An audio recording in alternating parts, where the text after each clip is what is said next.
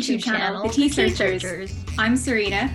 And I'm Shaakya. We're Ph.Tea researchers in Ireland. Together, we'll be sipping tea and spilling the tea on our Asian heritage, culture, food, life as a researcher, life in Ireland, and much more. So grab a drink and a snack and join us in the Teasearch Lab. Hi everyone, my name is Serena. I am a second year PhD student in Dublin. I'm looking at the immunology field. And I suppose the biggest question that we wanted to answer in this episode is to talk about why we got into PhDs in the first place. In my undergrad, I studied biomedical sciences. So it was really biology focused. And I loved learning about different organisms, like the ecosystem, everything to do with biology. So it just made sense, and especially your immune system. So for me, it made sense to kind of to keep learning about immunology, which is what I did my master's in. So initially, I wanted to take a year off from after my undergrad before going into my master's, but my mom told me to go straight into my master's because if I started working and start getting my own income, I wouldn't go back to college, and it was like very, very true. So yeah, actually, before applying for my undergrad degrees, I wanted to be an esthetician, so like makeup and skincare. But my parents, Jack is like, that's very nice. But my parents are like, they talked me out of that. They were like, you will not make anything out of yourself if you go into if you like an esthetician. So yeah, I had a big fight with them about that. But then at that time, they actually had it was very sensible of them to tell me to go into biomed, as in my other passion, which is biology. Then yeah, so after a year of doing my master's in London, I then couldn't find a job in science. So I worked in places like IBM. I actually worked in a bagel shop for about 4 months. That's so cool. I love bagels. Oh my god, it's such a horrible job, because then it's a bagel shop in not a supermarket, in a shopping center. So then most of your customers are people who already work in the shopping center, and they were such I don't know if we can curse or not, but they were so sure awful. Why not? They're literally like, this isn't decaf. You didn't scoop out the middle of the bagel for me. You're supposed to give me like crunchy peanut butter. I'm like, oh, Jesus Christ. Stuff like that. And then then I got sick of that and worked in IBM for almost 2 years. Nice. Yeah, I was actually it was very, very relaxed. But then we were almost made redundant towards the end of my second year, and I was like, no, I don't want to get fired, so I'm just going to leave on my own terms. And I moved to Hong Kong because I knew that there was more science opportunities there. Then I worked for University of Hong Kong for almost a year as a cardiac stem cell researcher. Then I wanted to change environment altogether, and I worked as a recruiter still in Hong Kong for almost a year. Got promoted to operations manager for Asia Pacific region, and then I was like, I kind of want to move to New York. So after that 1 year was up, moved over to New York, was there for 3 months because I could only have the 3 month visa, the travelers, the holiday maker visa. And I was so upset coming back to Ireland because I couldn't find a job and couldn't find a visa. And I was really, really annoyed because I was very naive about how to do it. And I just thought I could go there and apply for a visa and they'll give it to me and all that jazz. But that didn't work out. But then 9 months later, managed to get a visa, worked in digital marketing for about a year and a half before coming home. And coming home was such a breath of fresh air for me. I really, really missed home. And it was towards the end of my time in New York where I really started thinking about doing a PhD, because I really missed doing research, doing experiments, but also I kind of knew if I wanted to progress in my career, I would have to do a PhD, because I was really into communication and telling stories and stuff like that. I completely forgot to talk about one of the most important details of my journey here. the same year I came home, I got rejected from a PhD I applied for. But that PI basically told me that I should get a research assistant role to amp up my portfolio since I've been out of science for years, which is fair. And I remembered one of my old undergrad lecturers so well and absolutely adored his lectures. Looked him up and asked him for a voluntary placement, and he was so sound and had me conducting experiments for a few months before offering a research assistant role in his lab. And this helped me and my applications exponentially. So shout out to Derek. And I feel like if I went straight from my master's to my PhD, I wouldn't appreciate any of it, because then I would be like, well, what am I going to do with this afterwards? But now I know, since I am going to finish my PhD, I know what kind of job I want afterwards, which is like, you know, research based, but also like heavily focused on science communication and social entrepreneurship as well. So I feel like all the jobs that I had beforehand helped me kind of mold the future that I want to have, that I'm aiming for. So that's my goal. That's pretty cool. Yeah, it's so interesting. I You've don't had think so we many even talked cool about it. jobs. No, I've had so many jobs, like so many jobs. Yeah, I've basically gone like straight from undergrad to PhD without having like a real job in between. Yeah. So yeah, it's pretty cool to hear about your journey. I feel like it's much more like experience based, and like I'm just kind of like, well, I guess the next step is a PhD then. So well, here I go. Yeah, I mean, like for my undergrad, I actually like went into undergrad.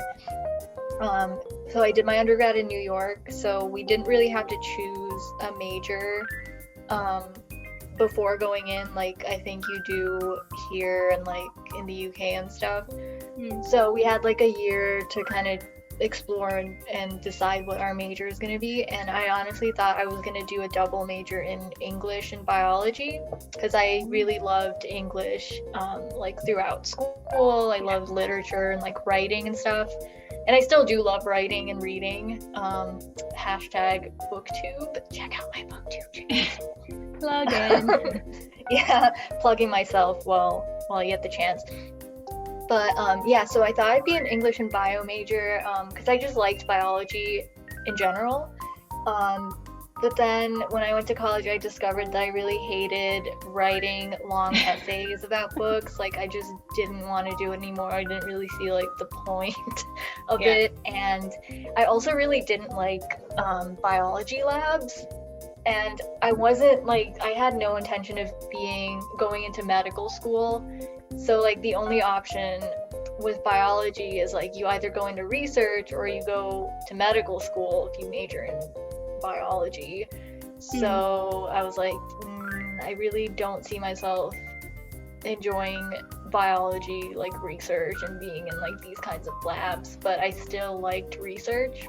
Yeah. So I like changed to psychology instead, or not changed, but I just like declared psychology as a major, and I minored in sociology because it was pretty closely related. And yeah, like I enjoyed it a lot more because like you get to not interact necessarily, but study humans more than I think you would in biology. And like, you know, you actually get to recruit participants and interview them and survey them and things like that. So that was definitely much more up my alley. And I think I also wanted to go into like abnormal and clinical psychology because of my own experiences with mental health problems. So that was like a really big push for me as well. It's like I want to help people who are going through similar things or like more difficult situations with research and applying that research to practice in some way.